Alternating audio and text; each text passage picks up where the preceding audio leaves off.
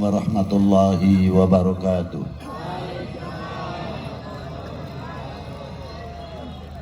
Alhamdulillahil awwalu bila ibtida wal akhiru bila intiha. Jami'us sifatil ulya wal izzati wal kibriya. Wassalatu wassalamu ala imami ahli sofa wal wafa, qutbil anbiya wal awliya, sayyidina wa maulana Muhammadin khairid dawa likulli saqamin wada, rahmatan wa shifa fi sirri wal jila, wa ala alihi wa sahbihi madamatil ard wa sama, amma ba'du. Yang saya sangat hormati beliau Bapak Gubernur Jawa Barat Dr. Honoris Causa Bapak Al-Hajj Muhammad Ridwan Kamil.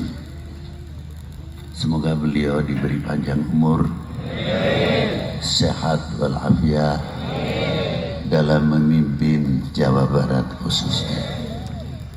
Begitu pula yang saya banggakan Bapak Bupati atau pejabat Bupati, Bapak-bapak dari Forkominda, Bapak Dandim, Bapak Kapolres, Bapak Danrem, Bapak-bapak dari instansi pemerintahan, sipil, TNI, Polri yang selalu kita banggakan, tidak terlepas dari doa. Semoga beliau-beliau dalam membangun bangsa, membangun wilayah yang tidak bisa kita anggap enteng tanpa doa dari kita warga Bekasi khususnya, sehingga Allah Ta'ala menurunkan rahmah, meringankan beban-beban para beliau dalam membangun umat, membangun bangsa, membangun wilayahnya. Dan tidak terlepas pula diberi rezeki yang mudah. Begitu pula yang mendengarkan pengajian pada malam hari ini. Pertaniannya maju, ekonominya maju, yang keadaan sakit di rumah sakit atau di rumah diberi cepat sehat walafiat, yang dalam keadaan sakaratul maut atau di rumah sakit karena sakitnya parah sudah waktunya, semoga mendapat anugerah dari Allah husnul khatimah. Yang di dalam ekonomi bangun jatuh, semoga dimudahkan oleh Allah semuanya. Begitu pula dalam dunia pertanian, bagian daripada ketahanan pangan, diberi semua keberkahan oleh Allah Subhanahu wa Ta'ala, sehingga Indonesia bukan sekadar ketahanan pangan untuk negerinya sendiri, tapi bisa ketahanan pangan, bisa menyalurkan ke negeri-negeri yang wajib kita bantu. Itulah memang sifat Indonesia, itulah sifat orang-orang Indonesia yang sangat mencintai kepada perdamaian. Juga yang saya hormati para sesepuh, bini sepuh dari para ajengan, daripada para ulama, dan juga tidak terlepas para habaib. Walaupun kami tidak bisa menyebutkan satu persatu, tapi tidak berarti kita mengurangi hormat kami, cinta kami kepada para beliau-beliau. Juga yang saya banggakan, bapak-bapak dari TNI, Polri, Polres, Koramil, Kapolsek. Semoga Allah Ta'ala memberikan kekuatan-kekuatan zahiran wa batinan dalam menjaga keamanan, dalam stabilitas nasional. khususnya hadirin wal hadirat rahimakumullah, hari jadi bukan sekadar hari jadi. Setiap ada hari jadi pasti akan menguak sejarah. Tidak mungkin hari jadi tanpa sejarah. Asal usul Bekasi semenjak tahun kapan didirikan nama Bekasi, ternyata saya pernah nguping sebelum Masehi itu sudah ada nama Bekasi. Dari itu termasuk kota ini kota tua, penuh atau kaya dengan sejarah. Bagaimana Bekasi pada setelah abad 15, 16, 17 penuh dengan perjuangan-perjuangan dari melawan Portugis sampai VOC. Berapa yang menjadi korban dari setiap perjuangan, sudah sampai mana kita mempelajari tokoh-tokoh tersebut, khususnya yang ada di Bekasi ini. Pastinya di zaman Maulana Syarif Hidayatullah, termasuk perjalanan ketika melawan Portugis di Sunda Kelapa. Di zaman Kanjeng Sultan Agung tidak terlepas dari perjalanan dalam melawan VOC di Batavia atau Betawi sekarang. Menguak sejarah tidak semudah itu. Pasti mempunyai referensi dan lain sebagainya. Maka tergali sejarah-sejarah yang diteruskan oleh para kesepuan yang sangat luar biasa, yang tidak bisa kita ragukan cinta bangsa dan tanah airnya. Nasionalis tanpa cinta kepada bangsa dan tanah airnya atau mengenal sejarah tidak mungkin. Sumbernya nasionalisme adalah mengerti para pejuang-pejuang atau sejarah bangsanya dan lain sebagainya. Baru kekuatan-kekuatan nasionalisme, cinta bangsa dan cinta tanah airnya tidak bisa diganggu-gugat karena mengerti sejarah. Khususnya yang ringan saja, karena sebagian sekarang itu telah melentur kecintaannya kepada bangsa dan tanah airnya, sehingga karena melenturnya cinta kita kepada bangsa dan tanah airnya mudah kena penyakit hoax.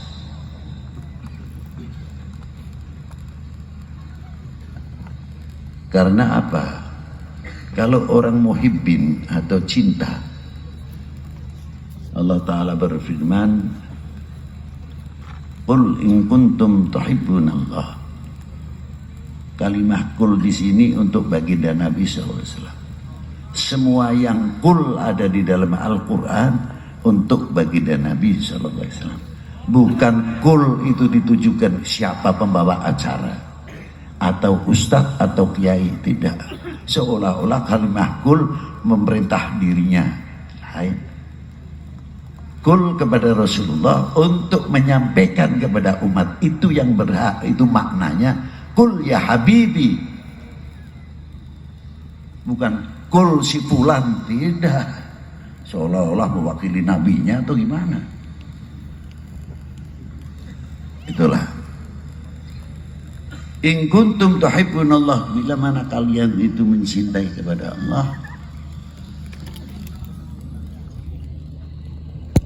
Allah Ta'ala memerintahkan kepada baginda Nabi SAW, fattabi'uni, katakanlah kepada umatmu, ikuti aku. Tidak menggunakan kata jamak, tapi tidak menggunakan kata mufrad, tapi menggunakan kata jamak. Yang pertama. Tapi untuk baginda Nabi, ketika Allah Ta'ala memerintahkan fattabi'uni, menggunakan kalimatul mufrad, artinya perorangan. Ikutilah saya, tegas, bukan itu ikutilah kami. Tahu ilmu Quran, tidak mungkin akan menafsirkan Quran tanpa mengikuti pintunya bagi Nabi Sallallahu Alaihi Wasallam. Akan memahami Al-Quran harus melewati pintunya bagi Nabi Sallallahu Alaihi Wasallam. Tidak semudah itu untuk menafsirkan Quran. Kenal dahulu kepada yang diperintah oleh Allah Ta'ala, fattabi'uni. Kalian, kita semuanya akan dicintai oleh Allah Subhanahu wa Ta'ala. Sahabat bertanya, mata aku mu'minan shadiqan ya Rasulullah. Dijawab oleh baginda Nabi, idza ahbabtallah, selagi engkau mencintai Allah.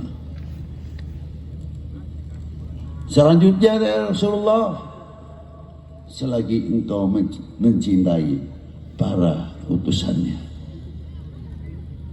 Selanjutnya ya Rasulullah, mengikuti sunnahnya dan tarekahnya, dan mencintai orang yang dicintainya.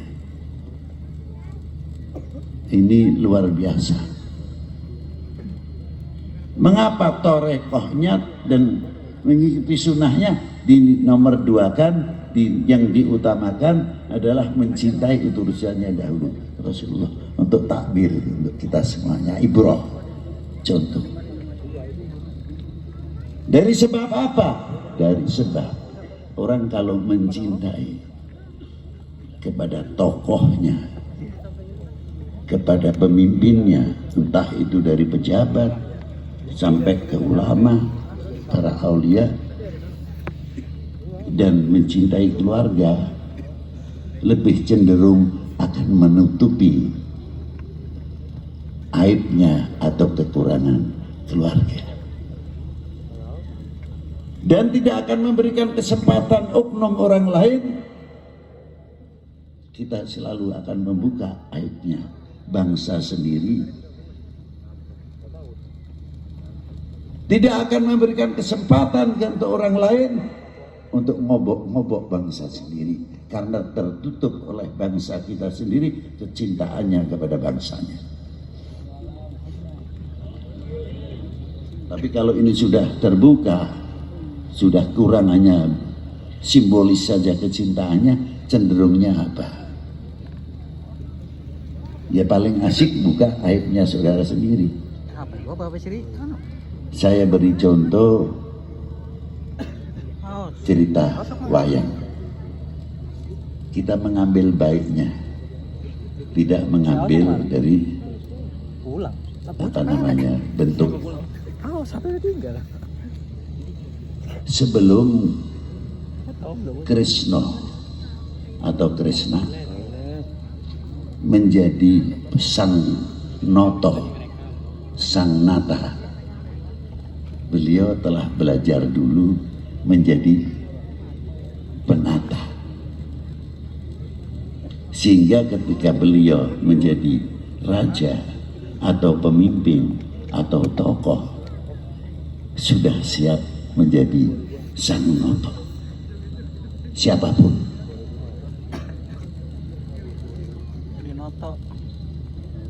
Itu diantaranya. Tapi harus menguasai 5 hal. Apa diantaranya pendidikan itu? Mandito. Mandito itu boleh diartikan ulama, bisa diartikan pandito, sesuai pemegang bagaimana agamanya. Mempunyai ilmu kiainya itu punya, ilmu ulama menguasai. Ini satu. Yang kedua, mempunyai kaca benggala. Kalau ditafsirkan bahasa Jawa atau Sunda, weruh sakjeroning winara. Tapi bukan untuk tukang bedak, tukang tebak, bukan. Ini maknanya sebetulnya lain. Mendidik kepada rakyat, mendidik kepada kita semuanya, intelijensi kita sejauh mana. Menjadi bangsa tidak mudah percaya. Menjadi bangsa tidak mudah dibentur-benturkan. Karena apa? Intelijensinya kuat. Jadi kalau ada satu pohon kok bergerak sendiri, lalu terkadang kita mengambil sikap, wah enggak apa-apa, itu angin. Kalau intelijensinya tinggi tidak mau. Lihat dulu, angin benar atau tidak. Apa ada ularnya? Apa ada hayawan yang lain? Itu orang yang intelijensinya yang tinggi. Tidak mudah percaya begitu saja. Sudah diperhitungkan akibat dan akibatnya. Atau kalau zaman sekarang jual hoax, bikin, kalau tidak melihat ada perpecahan kurang senang. Obok-obok di sana, bikin benturan di sana sini. Sudah berhasil, tinggal lari.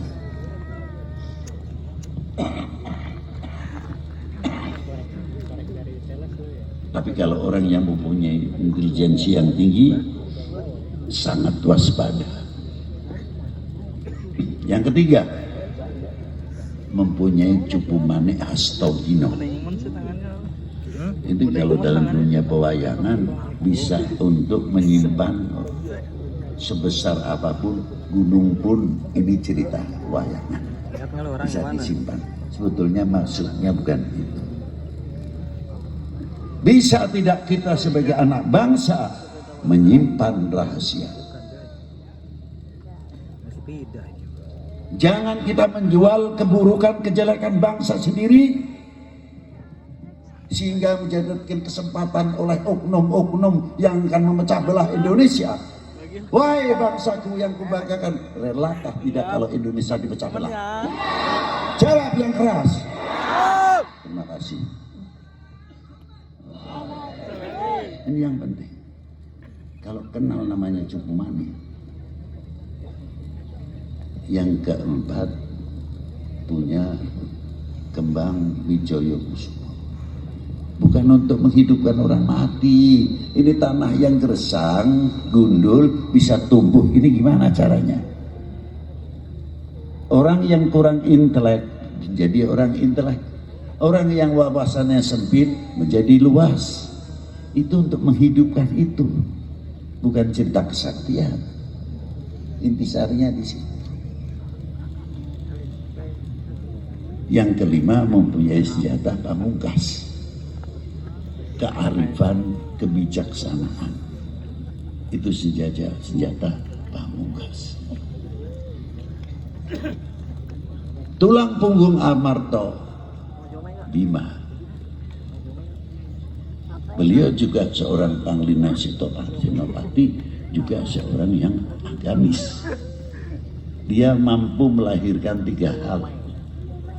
Padahal pada waktu itu kalau kita cerita wayang, mana mungkin umur Mahabharata itu 1000 tahun. Sudah lebih kok, sudah bisa menceritakan, orang bisa terbang. Dan kalimahnya sudah menggunakan kalimah koco atau kaca, gadot, kaca. Kita pahami sinarnya kaca itu. Ternyata ahli astronomi, ahli antariksa. Tahun-tahun itu dikembangkan oleh Wali Sembilan, sudah begitu hebatnya memberikan satu bekal yang luar biasa hingga muncul Gatot Koco, ahli antariksa, ahli IT, ahli dan lain sebagainya.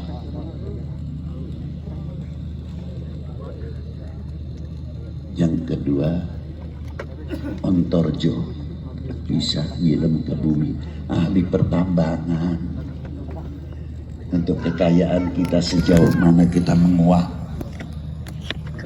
ahli pertambangan, ahli geologi, vulkanologi, ahli pertanian dan lain sebagainya. Kemana beliau sekarang?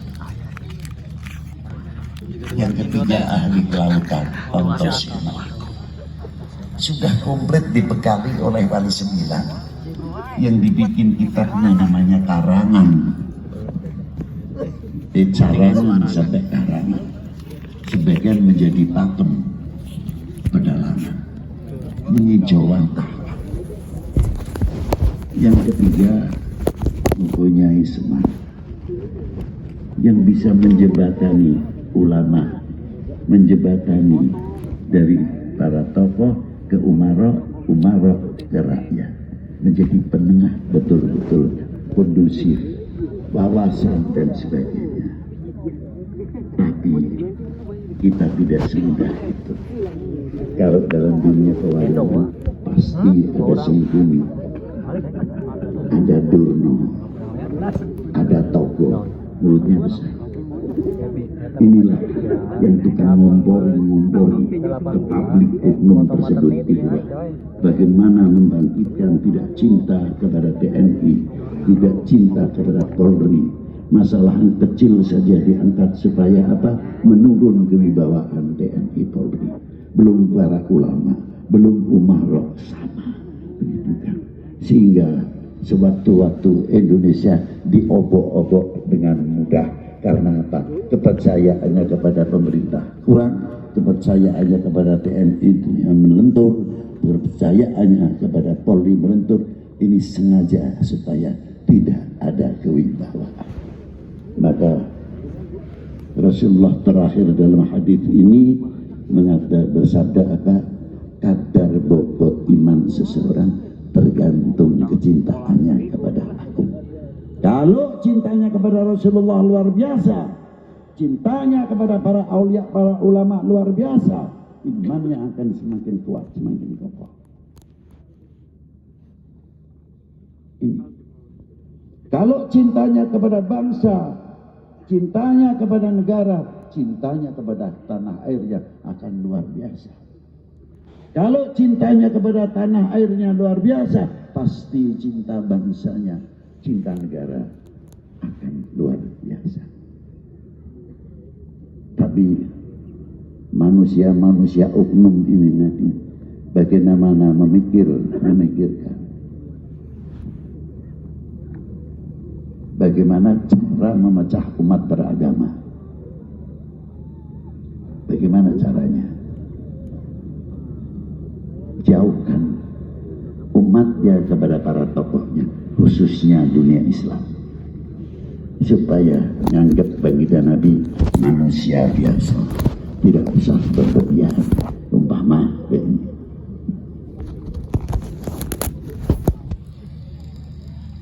Kalau sudah melentur demikian, selawat jauh, maulud jauh, mudah diobok-obok. Begitu pula kalau orang sudah tidak atau mengkurang percaya kepada pemerintahnya, percaya kepada TNI Polri-nya, cintanya kepada para ulama diobok-obok, semakin melentur, semakin meletur. Disitulah letak umat atau bangsa ini mudah dipecah belah. Alhamdulillah, Bekasi memberikan satu percontohan sebagai kekuatan, apa diantaranya membuat satu sarana ibadah yang jelas berbeda-beda, karena itu dinamika yang indah. Kita tadi telah meletakkan batu pertama. Untuk siapa? Untuk Indo, khususnya untuk Bekasi.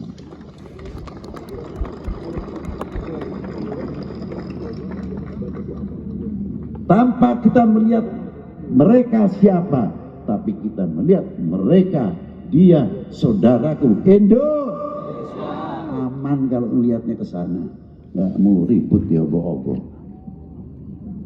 Nah, maka dari itu kita sambung. Baru tadi kita bersama-sama melakukan lagu kebangsaan, tidak? Indonesia tanah airku, tanah tumpah. Benar, benar. Tanah airku benar. Sejauh mana?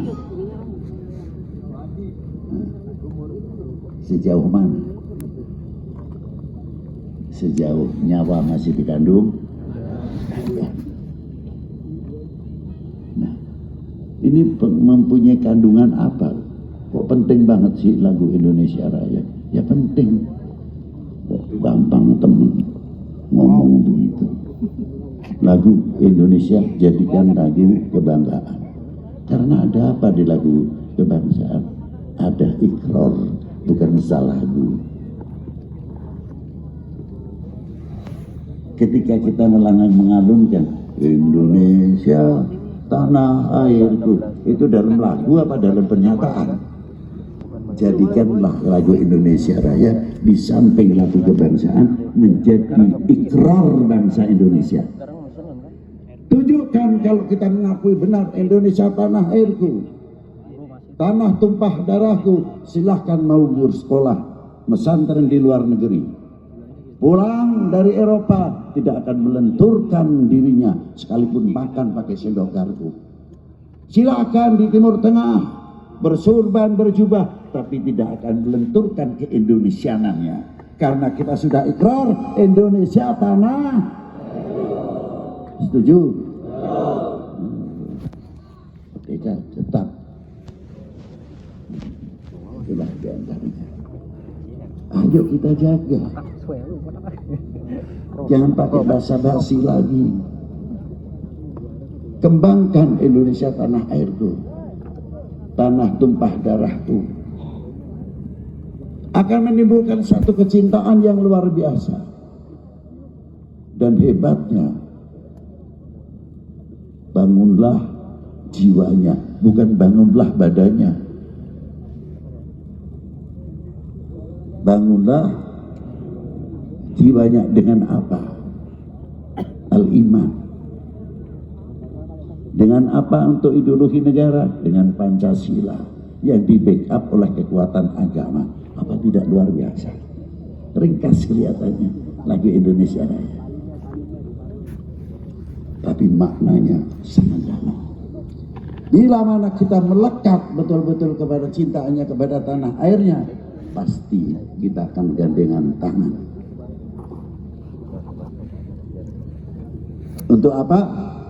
Kekuatan pertahanan nasi. Nah, itulah yang penting. Nah, perlu diketahui, para ulama, para pendahulu, pendiri bangsa ini sangat melekat sekali dengan Indonesia tanah airku yang basa-basi. Dari perjuangannya melawan Portugis sampai VOC dan sebagainya. Ada satu cerita sedikit bagaimana sesepuh-sesepuh kita membangun bangsa ini. Juga di dia masih ayat keneh atau untuk gimana? Pasal Sunan si Aldo. Badi ngajian bumi di Memolona, pasti ayat ibu, ayat janur, lapa, mohon, pare segalanya. Pare. Masih ayat, nuhun, alhamdulillah. Itu filosofinya sangat tinggi dalam membangun cinta bangsa, cinta tanah air.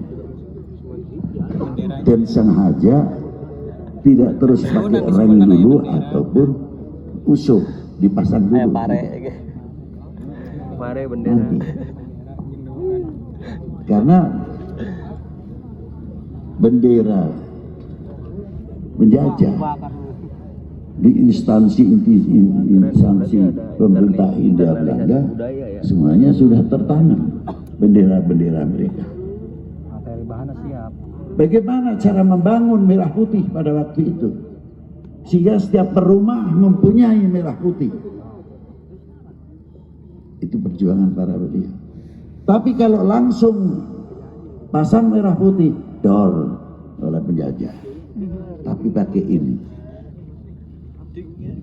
ditutup pakai janur kuning langset gelis atau cantik,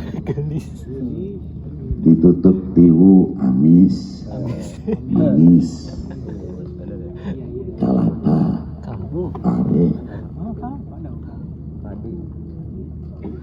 dan lainnya. Yang saya tanyakan, sebelum pemasangan bendera ajibnya pakai apa ritual dahulu? Ada yang pakai panggang ayam, ada yang pakai manakiban, ada yang pakai berjanjen, ada yang pakai maulud tiba dan sebagainya dipasang. Baru dipasang benderanya, dibarutkan. Bahkan ada sampai pakunya itu paku emas. Memberikan satu contoh pada waktu itu. Nah, mari kita perhatikan. Di dalam apa yang ada di dalam memolok tiang paling tengah itu ada setengah bulan baru dipasang reng busuk.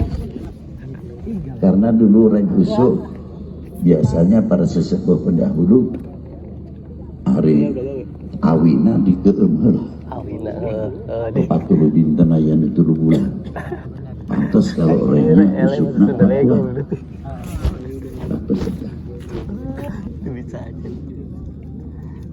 Kira-kiranya setengah bulan kalau musim halodo kemarin itu janurnya layu tidak berubah warna, layu. Tiwuna atau tebu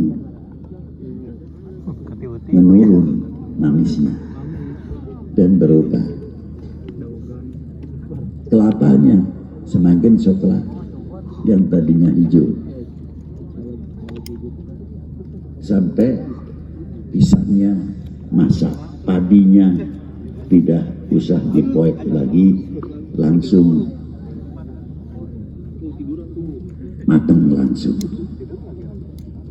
Yang saya tanyakan, kira-kira merah putihnya ikut begitu tidak? Jadi ya seperti itu. Tidak mudah kena rayuan,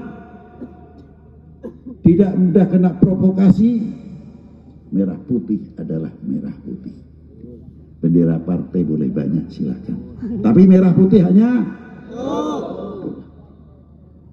itu hebatnya.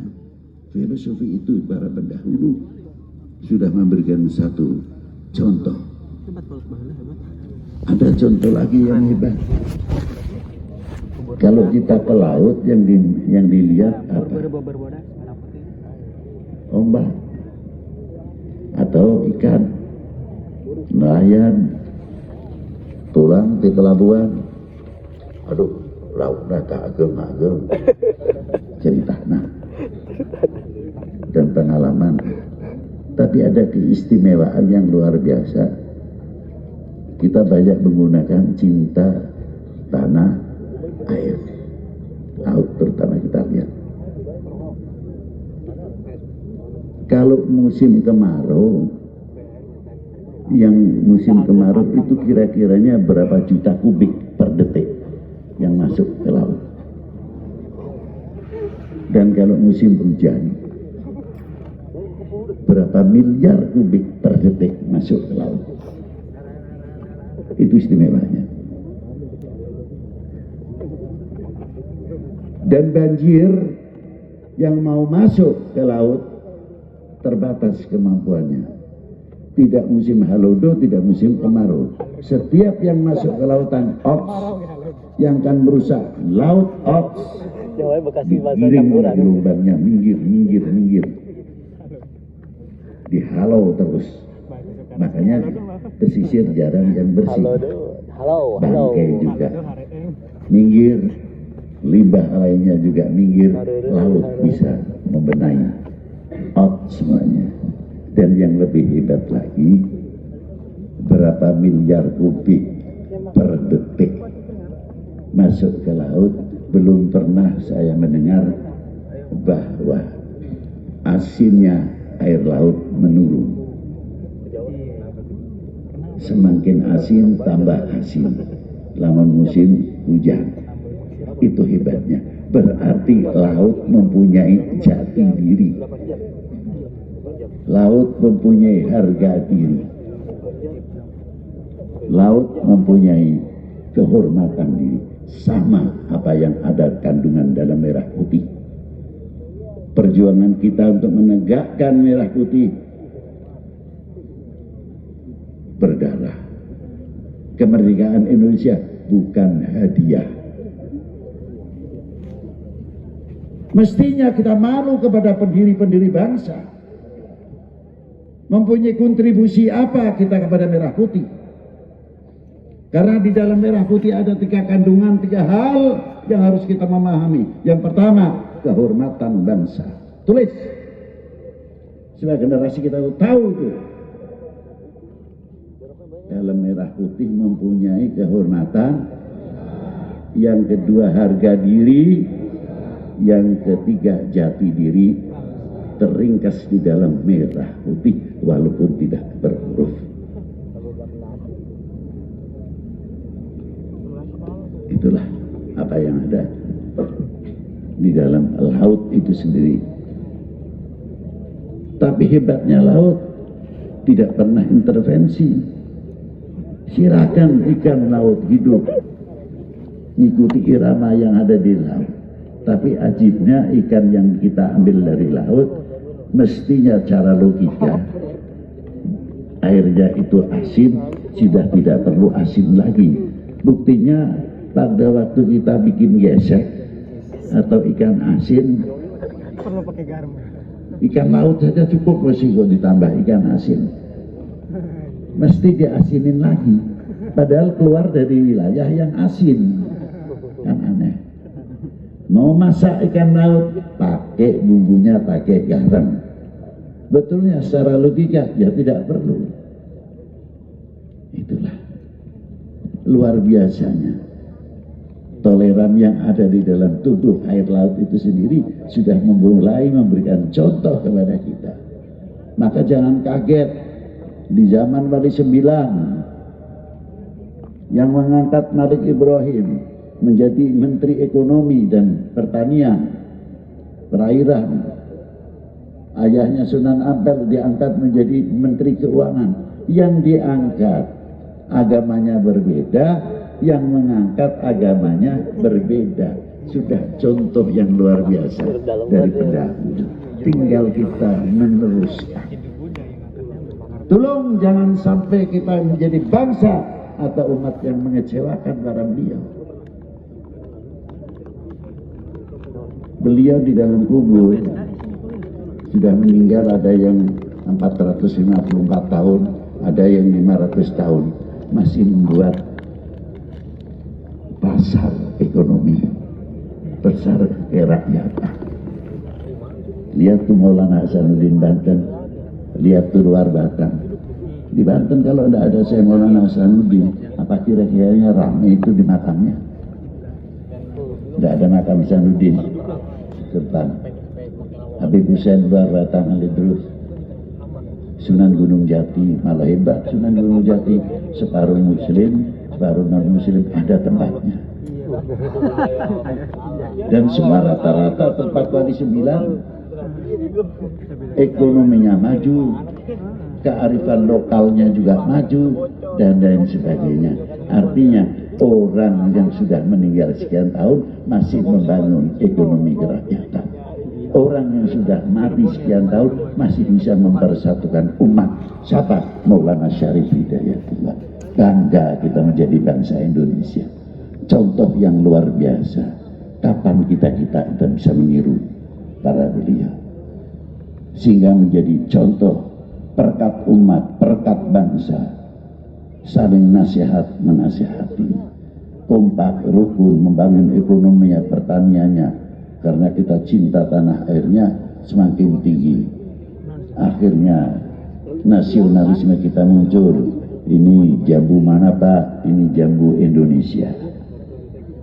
Kok kayak jambu Bangkok, Bangkok sendiri, Indonesia sendirilah. Ini lele mana? Lele Indonesia. Bukan sedikit-sedikit lele Bangkok. Jambu Bangkok. Yang aneh lagi itu Kates, California. Berapa jam itu naik pesawat? Jadi dikira Bapak di Indonesia itu tidak punya apa jambu, sampai Katesnya, pisang dan lain sebagainya. Berarti yang untung namanya orang lain. Coba kalau kita meramaikan, memasarkan, merasa memiliki lebih jauh, akan mengatakan apa? Pisang mana Pak? Indonesia. Namanya pisang Indonesia. Ini jambu Indonesia. Keluaran mana? Kerawang. Yang satu jambu ini keluar mana? Banten. Terangkat nama kota-kotanya, bukan nama satu yang diangkat, sehingga kearifan lokalnya dan pasarnya hidup. Nama buah-buahan sedikit demi sedikit menanamkan Indonesia tanah airku, tanah tumpah darahku. Ayo kita bangun dengan melalui jalur ekonomi sesuai dengan Indonesia tanah airku. Ini jambu mana? Jambu Indonesia. Bukan sedikit-sedikit, maaf, Bangkok lagi. Alhamdulillah masih ada pisang Ambon. Alhamdulillah masih ada gula Jawa. Ini kalau sudah gula Jawa jadi gula Bangkok, ya wassalam ya sudah. Makanya kita harus meningkatkan ekonomi, diantaranya cintailah pertama dahulu apa hasil karya Bumi Pertiwi ini. Karena kita sudah ikrar Indonesia tanah, tunjukkan kita selaku bangsa yang memiliki republik ini, Indonesia tanah, namanya berubah sedikit demi sedikit. Itulah akan membangkitkan dunia ekonomi dan dunia pertanian untuk Indonesia. Sekali lagi kita jadi berkat umat, berkat bangsa. Janganlah berikan kesempatan oknum-oknum manusia yang akan memecah belah Indo. Terima kasih, itu yang bisa saya sampaikan. Semoga manfaat di dunia wal akhirat. Bismillahirrahmanirrahim. Allahumma shalli wa sallim ala sayyidina Muhammadin salatan tunjina biha min jamil ahwali wal afat wa taqbilana biha jamil hajat wa tutahhiruna biha min jamil sayyiat wa tarfa'una biha ahsal ayat min jamil khairat fil hayati wa ba'dal mamat. Wa sallallahu alaihi wasallam wa alihi wa sahbihi wa baraka wasallam. Alhamdulillahirabbil alamin. Assalamualaikum warahmatullahi wabarakatuh.